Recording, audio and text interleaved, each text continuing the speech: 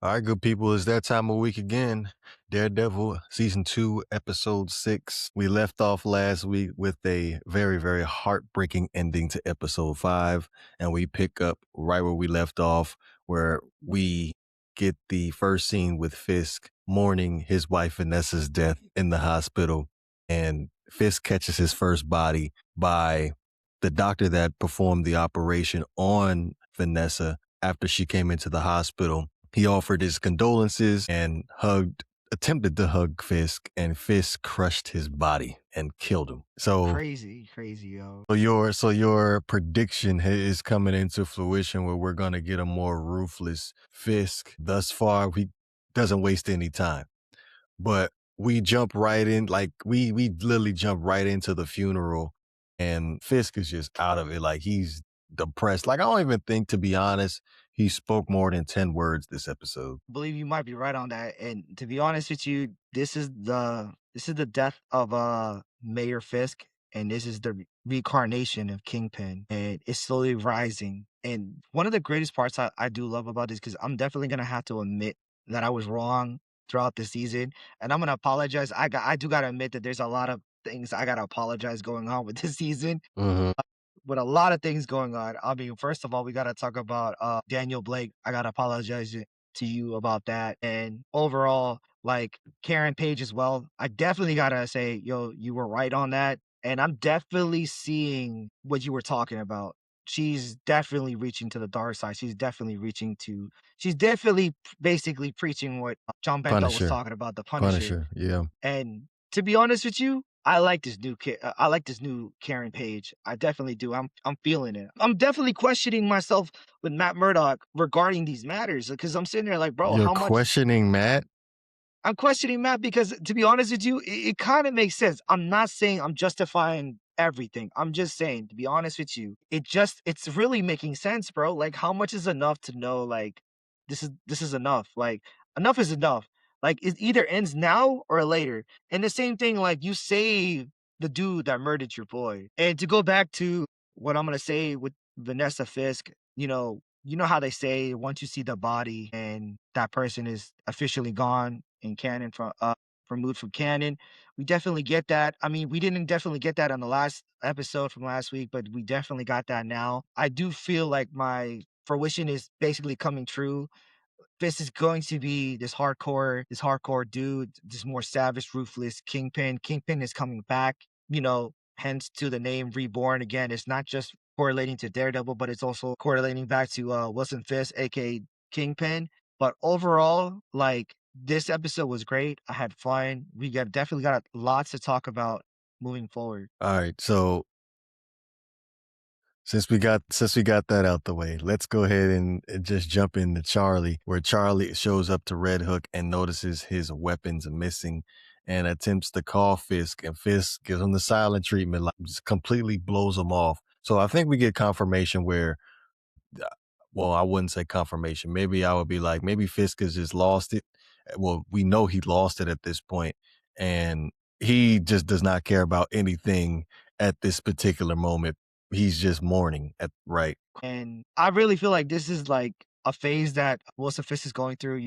It's the signs of mourning and all that. Like, this is emo Fisk, and he really doesn't care. And to be honest with you, bro, like, I don't fuck with Mr. Charlie. And Kingpin, what he's doing, he really doesn't really care right now. He's really crossing lines. He's crossing borders, bro. He's fucking with the CIA right now. Like, he is definitely does not give a fuck. To see Kingpin go this route, like, whatever, bro. I don't care. I don't care about promises. My wife is dead. Leave me alone. I'm mourning. Fuck off. And to be honest with you, Mr. Charlie had it coming. Most definitely. Damn. So soon after that, we get our first scene with Jessica Jones. Yes. And she is in a suburban home, and she is taking care of a mixed child, as there are black SUVs showing up to her house, and she defends off her home and protects her child. There's so many questions we gotta ask. Who's the father of this child? When did this child was conceived? Is she in a relationship with the child's father? What have Yep. we missed? How much time has passed, and how old is this child? Because this is definitely something shocking to me, because I'm not gonna lie to you. I know what happens in the comics, that Jessica Jones marries Luke Cage, aka Power Man. And I'm not saying that Luke Cage is the father, but I'm definitely questioning when it has happened because we already know from the previous Netflix series that everything is becoming canonized that Luke Cage and Jessica Jones had a previous relationship with each other. But that's where I also have a, how do I say this? I have a bone to pick because when we last left off in Luke Cage, he had a serious relationship with the nurse. Yes. And I'm not gonna lie to you. I'm okay with if we're gonna go to the way of the comics, I'm okay with that. I'm cool with it. Awesome. Cool. But I was really rooting for the nurse and Luke Cage to get back together. But overall, it was amazing to see Christian Redder come back as Jessica Jones. I'm not gonna lie to you. Like it was a long time coming. I feel like I've been counting the days and the episodes when I was gonna see Jessica Jones. It was amazing. It was fun to see her. She definitely didn't miss a heartbeat. It felt like as if we're really definitely getting continuation from the Defenders. Like, to be honest with you, that's just my whole like You how you I so feel. so so you enjoyed the Jessica Jones part because I did. I'm gonna be honest, it was kind of underwhelming, if honestly, I want to say underwhelming. I felt like it was long overdue, but also to for be the honest hype with you, that it got, it was underwhelming. okay. Oh, now, if you're referring to the hype, yes, most definitely. Because I definitely thought that she should have played a bigger role in the last two episodes, at least the last two episodes. Yes. But overall, it was cool to see her. I love her. I love her character. Definitely want more of her. And it's crazy to see her and Matt Murdock have an action scene together.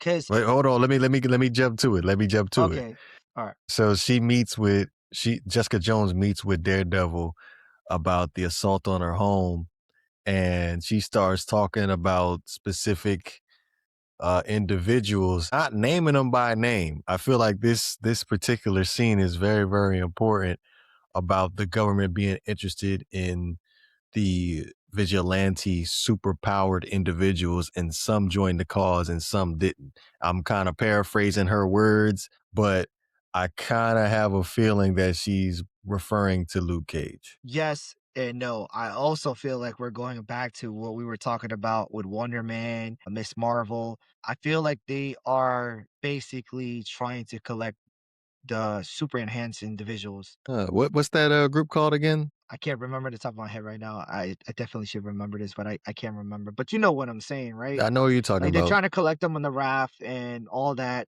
And I definitely feel like this is becoming a pivotal role going forward.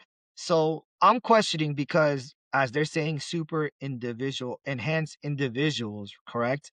Hmm. Are they referring to mutants? Because are we saying that they're mutants? Are we talking about just individually anybody like superheroes? Because this is gonna play a bigger role because I'm sitting there like thinking about like, bro, if it wasn't the ABTF going after Jessica Jones, why would the government go after them? That's a big question because that's something that I feel like is going over our heads as fans. Maybe because I think they were trying to basically get us to focus on Jessica Jones alone. Like the return of Jessica Jones. Don't get me wrong, that was a hype. But we also can't forget that who sent those individuals to just the to the home of Jessica Jones? That was Mr. Charlie. We come to find out that Jessica Jones did her digging. Mr. Charlie is, we already know this that Mr. Uh CIA. supplying the CIA is supplying Kingpin with military grade weapons that are supposed to have been shipped it somewhere else, overseas, I believe, correct? And now that Fisk is now on his own path, he's on a fuck it mode. He basically gave his own people, his own task force, the weapons now to do what they please with those weapons. Exactly what is going on because it feels as if Mr. Charlie's gonna do something. Yeah. That's the big And mystery since episode one. We don't know what Charlie's doing with these weapons and why he's so desperate to get them shipped out of New York. facts. And this is just speculation here, but from what I'm thinking, this is just something that I've been thinking about for a while, that I know that this show is happening between the Thunderbolts. And maybe, just maybe, Mr. Charlie is working with the uh damn, I already forgot her name. uh with the Thunderbolts. Thunderbolts. You talking about golly, you messed me up here. You put me on the spot with it too, if I'm being honest. Man, what is her name? Valentina. Valentina. I feel like Mr. Charlie could be working alongside Valentina. And it's crazy because I'm sitting here everything is connected. Maybe it's just me. I'm not trying to speculate and I'm not trying to be like, one of those like conspiracy theorists, but I definitely feel like that Mr. Charlie has some type of connection with Valentina. And maybe this is what is supposed to happen is lining everything up for not only Brand New Day, but for the new phase going forward with the mutants and everything. So it's gonna be interesting how we're gonna go forward. But definitely, like, I'm not gonna lie to you, like Mr. Charlie, I really thought he was more gangster than what he was. I'm not gonna lie to you. But to see as this episode progress, I'm starting to think Mr. Charlie ain't that dude, dog. You Yeah, know what he I'm ain't saying? got that much pull like we He thought ain't he got that much did. pull like we thought he did. You know what I'm saying? Right.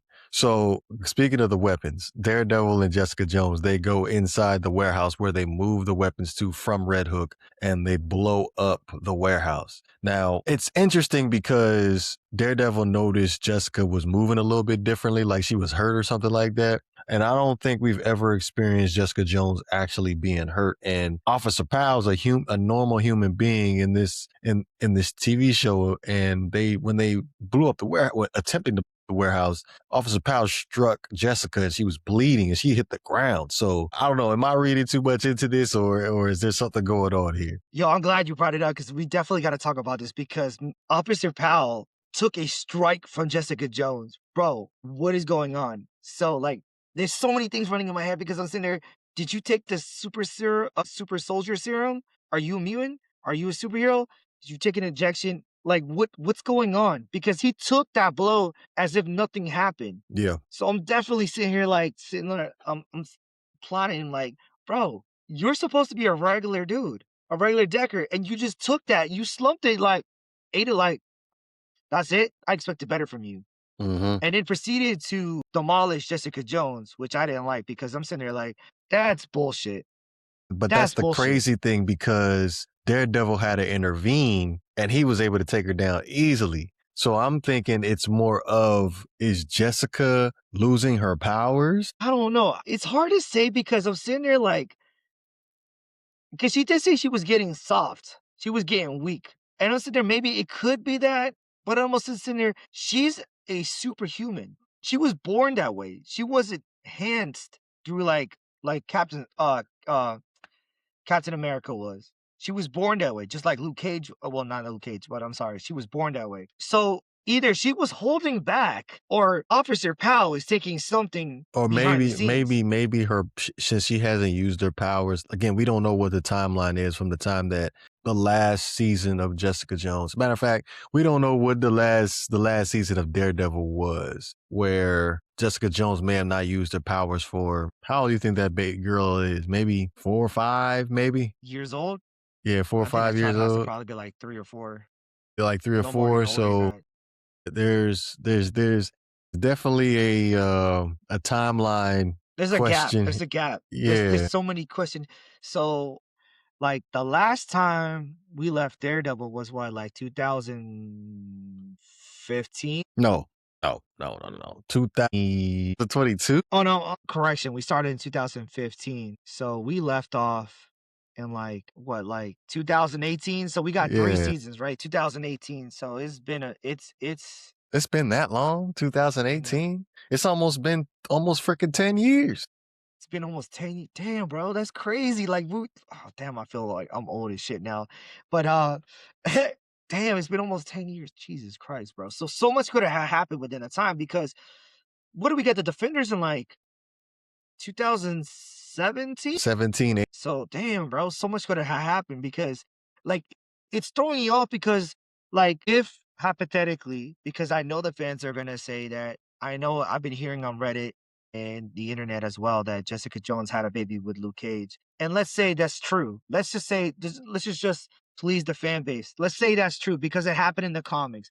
I'm okay with that. Okay, cool, whatever. But we got a lot explaining to do because where the fuck was Luke Cage? What happened to Claire? What happened to Claire? And to be honest with you, I ain't gonna lie to you too. We gotta talk about the enemies. Where the fuck was Bushmaster? Because I fuck with him too. Like Bushmaster whooped that ass. I mean, Well, Bushmaster, remember he left in the last season of Luke Cage. But and we left off with Luke Cage running the club. right, right. So I mean, it could be that he's running the club. Let's say they got back together, they have a child together. But this is my speculation. I don't think Luke Cage knows he has a daughter. That's just my Whoa. take on it. Whoa, whoa, whoa. That's a bombshell. It is a bombshell because it could have kind of explained how he wasn't there in the first place and how he's probably going to end up coming back with a vengeance later in the next season. True. You could see that happen. I'm not saying that's what's going to happen, but I could see that happening in the future. Like let's say Jessica had a one night fling again with Luke Cage and it just happened and she got pregnant. She didn't want to tell it.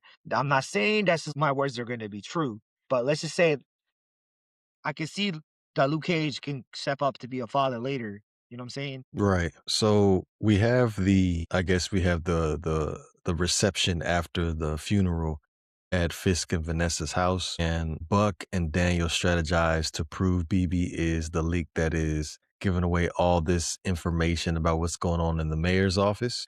And I believe this is what you're talking about as far as you have to issue out an apology to Daniel. Yeah, most definitely. But I also gotta initiate an apology to you too, because I'm sitting there like, bro, you know it's her. Don't act like you don't know it's her. Even Cash Backman, Buckman knows that it's him.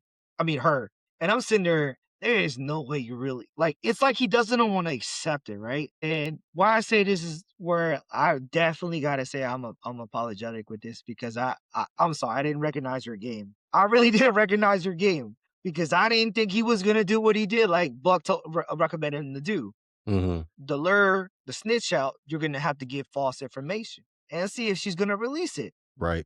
Now, we don't know if she really released the information. From what we got from the episode, from my take is that she didn't release it. She started feeling guilty. She started feeling some type of connection with Blake.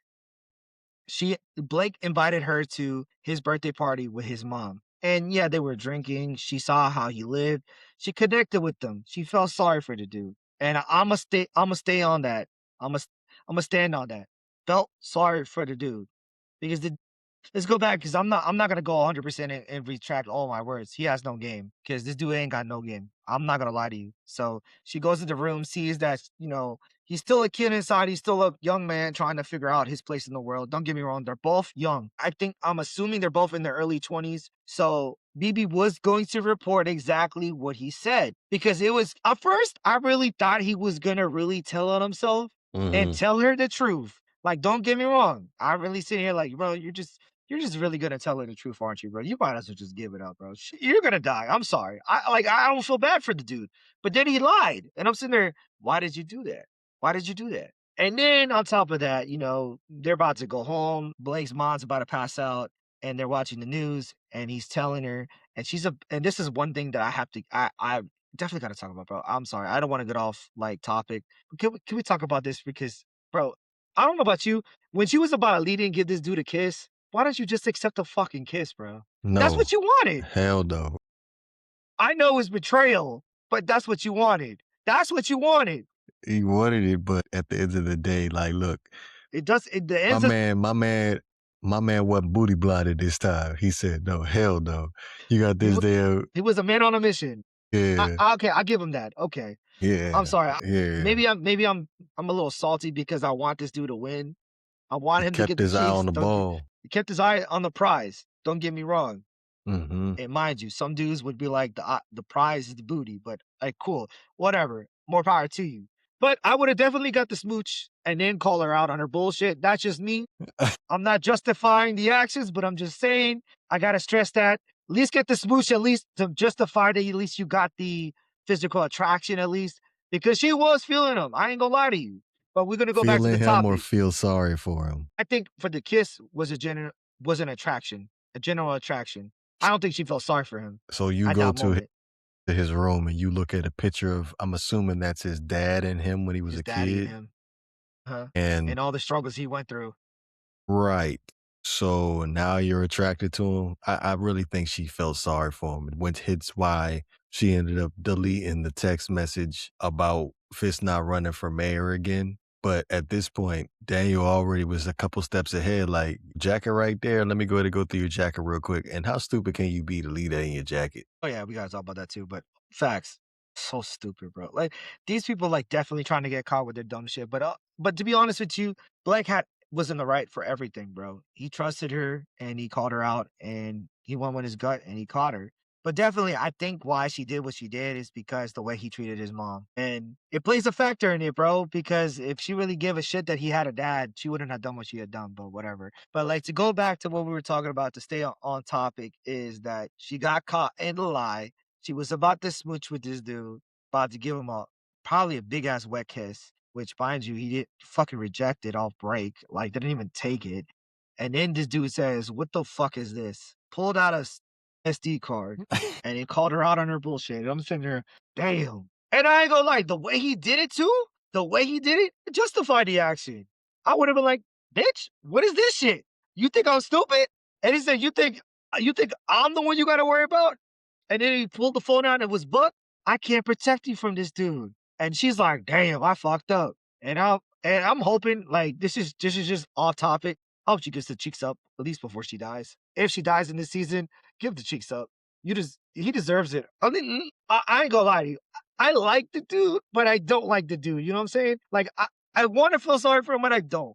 But also, I'm rooting for the dude. At least get some buns before you add it, bro. Get the buns before she passes away. Because I feel like he's trying to be that dude that everybody likes. He Yes. doesn't want to be that dude that is, how do I say it, is in the wrong or in the right. He doesn't want to choose. He wants to have the path chosen for him, which means he's a follower, not a leader, which means he's Yeah. not a real, Yeah. he's Yeah. not, That I don't that want to don't go rub say me he's not a right. real man, but he's still young. Well, I'll say it. You're not a real man. You're in my eyes, he's not a real man, but he's still young. Remember, like mind you, he's still in his early 20s. He's still trying to find his way. But let's be honest, that's a snake. A snake is a No. snake. We're gonna call it. We gotta call a snake, bro. We gotta call it like we see it. That's a snake. That's a snake mentality. You a bitch. I'm sorry. That's bitch mentality. I'm gonna keep it a buck with you. But I can't get mad if you get the cheeks, bro. I can't mad. But at the same I'm gonna time, be mad. I'm gonna be mad because, like you said, that's a bitch shit. I can't it's get bitch shit. behind it. But at least he got the cheeks though. But if you don't get the cheeks, I can't feel sorry for you. Oh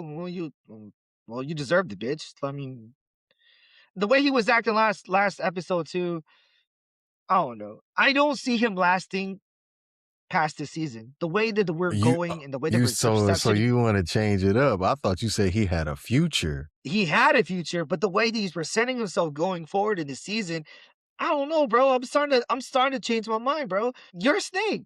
And I'm sorry. Like I know you're a kid trying to figure out in the world of the adults, like in the maturity of like becoming a young adult to find your way in this world, to find your path. But still, a snake is a snake, bro. Once a snake, always a snake. And I definitely can see him being Kingpin, but his ass is all the way down here. You got a long way to go up. And I don't see you progressing after this shit. So, like we talked about on the last pod, if Kingpin don't kill you, somebody else is gonna kill you and it's just a matter of time. My prediction is I don't see too much correlation with him in this season. But I like him as a character. He's cool. I liked him. He's kind of like a little bit of a relief, like a funny relief, but he's a little bit of a break for the season with the hardcore tone. You know what I'm saying? So let's go ahead and transition to Karen Page, right?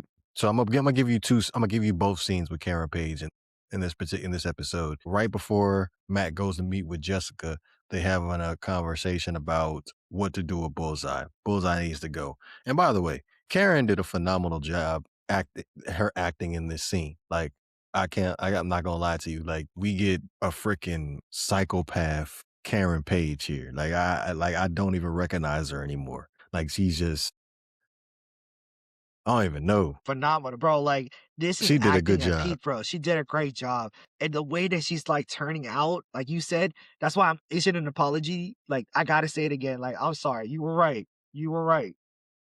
I And like appreciate that, brother. you were right. And I definitely I gotta admit when I'm wrong. You're definitely right because at first I was agreeing with you, but I wasn't 100% leaning towards that direction. I'm like, maybe she's like not that way. Maybe she's just angry. Maybe she's just emotional. Maybe she just in the heat of the moment, or she didn't thought about what she said properly. But then as she's talking, Yep.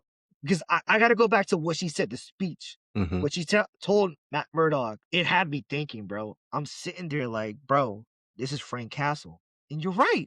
And I'm sitting there like, is she wrong or is Frank right? Mm-hmm. And I'm sitting there, I'm sorry. I gotta go back and I have to issue an apology because I'm not gonna lie to you. Like, don't get me wrong. The whole vigilante thing is cool to a certain extent, bro. You let so many people die because of this person, and you didn't save nobody. But at the end of the day, it's not the point of like their blood, the bloodshed that they cause is not on your hands, not on your conscience. But at what cost, though? At what cost? Is enough.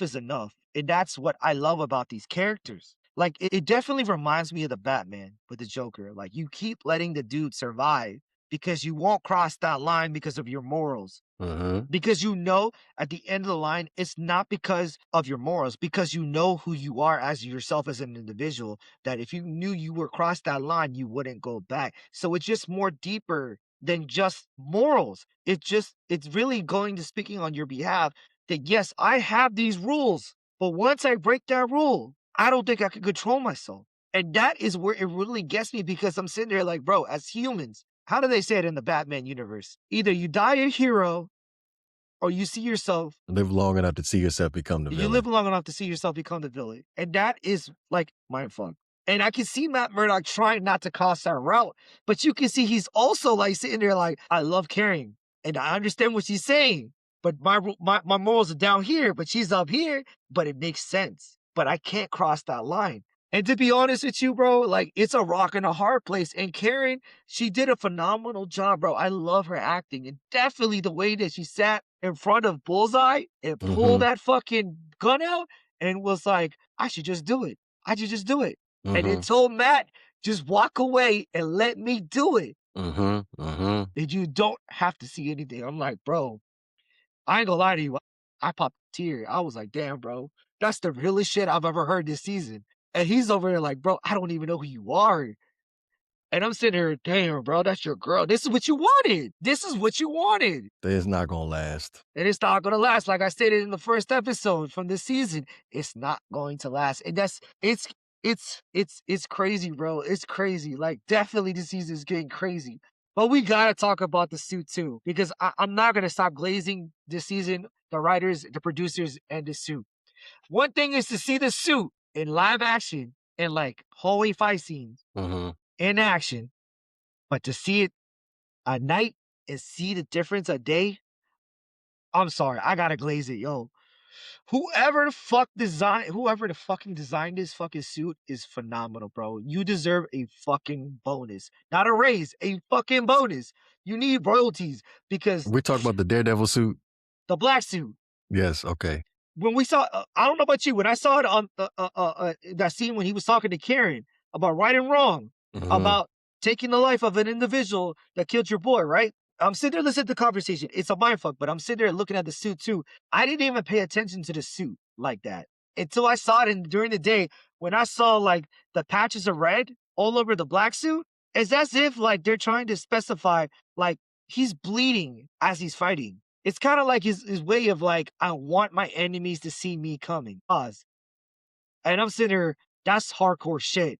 I didn't even see that when he was on the boat with the suit. Like to see the detail, the depth, like the way the actual suit was like made, to see the I patches thought he of just red. spray painted and the paint was just coming off. I was gonna say that too, but like I gotta pay attention to detail, bro. I'm sitting there like, bro, that's fucking. I don't know what the word I want to say. It's not just fucking beautiful. It's gorgeous. It's amazing. It's attention to detail, and it just fun. It's just fucking mind fuck, bro. Because I'm sitting there, I thought it was gorgeous at night, no homo, but it was fucking even more fucking beautiful during the day. And you know that Daredevil doesn't fight unless it's during the nighttime. Did it during the day this episode. And then during the day, I'm sitting there like, bro, that suit goes hard as fuck. And then to see White Tigress talk to him and all that, and he don't take the suit off, and he's just sitting there like, I know, I know, I know. Phenomenal. Yeah. All right. So we're going to transition to the scene where Charlie goes to speak to the governor about pulling the support for Fisk. Now, we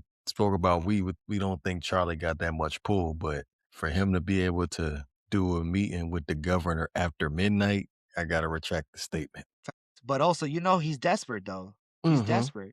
He's Mm-hmm. doing anything he can to get back at Fisk because this is not just a revenge, bro. This is business, bro. This is what happens when you fuck the government. Because he's not fucking with. Kingpin is the state, and then he's Yes. fucking the federal. And you don't fuck federal, bro. You don't fuck federal. CIA included? Bro, come on, bro. And at the same time, I can see what they're doing. They're gonna impeach him. He's at his last win. Oh, yeah. They already setting up the assistant to be the mayor next, even though we kinda got a cheat sheet. Yeah, we already kind of do, but we'll probably talk about that We another pod. we'll get to that, we'll get to that. Yeah. But we get the protesters in front of the mayor's office, and the guy that gave up the key card in episode 4 for Daredevil to get into Red Hook, he ends up getting outed by Officer Powell. Officer Powell shoots him and sets it up as protesters are trying to get hostile with the mayor's office, which causes them to start being use lethal force to be able to take down the protesters. And Karen attempts to save a kid, and she ends up getting caught by Officer Powell. The same kid who actually was trying to rob the bodega from Yeah, previous episodes, yeah. the Dominican. And to be honest with you, bro, I was so pissed about this, bro. I'm not gonna lie to you. The fact that the ABTF is abusing that one kill that Officer Powell did on that one dude who was a snitch that was working with Daredevil and Karen. Karen. Definitely can see that coming. Like it was just like it was playing on it to start a riot. Because as we know, Kingpin is not in the clear. He is definitely out of his mind. He's lost, he's confused, he's grieving, and he doesn't give a shit. He just wants to finish his fight with Daredevil. That's all it has always been about. That's what it'll always be about. It is never about New York City. So he will always worry about winning against Daredevil. But this is where it bothered me because Karen, what were you doing, bro? You hid all this time just to get caught? Right, just set the videos and get the fuck out of there. And I knew it was a kid, bro, but I'm sitting there like, bro, I'm sorry, but leave that motherfucker alone. Keep it moving. Yeah, sorry, Karen. I ain't coming back for you. So she definitely probably got caught. I'm not gonna lie to you. If she didn't get caught this episode, she's definitely getting caught next episode. But we got to talk about the final scene of this episode. Magnificent. We got to talk about Wilson Fisk and Matt Murdock, Kingpin versus Daredevil, one on one. That whole entire scene. Okay, so they meet up. Well, waits for Fisk in his dungeon. I guess that's what we're gonna call it, his dungeon, and they have a conversation. I'm assuming attempting to negotiate how can we reconcile this violence in New York City. And unfortunately, they cannot come to an agreement. And Fisk decides like, fuck it, I'm gonna fuck you up. Which was a long time coming. But Matt Murdock had made an opposition and was like, how about if you and I both decide to leave New York City right now? And Fisk was not on agreement with that. And he was like, how about I just kill you? And then Matt would have replied and was like, is this what you want? Because it's a long time coming. Mhm. And to be honest with you, that scene was magnificent. But before we talk about the fight scene, we gotta talk about the painting. Definitely gotta give props to these people again. How they take in the scenes from they're making canon from Netflix and putting it into Daredevil Born Again. How we're definitely getting bits and pieces from the last previous series added to this season. Magnificent, great camera shots, even if they were misused or they were deleted scenes or unused content for this season. Magnificent. It added depth to the characters.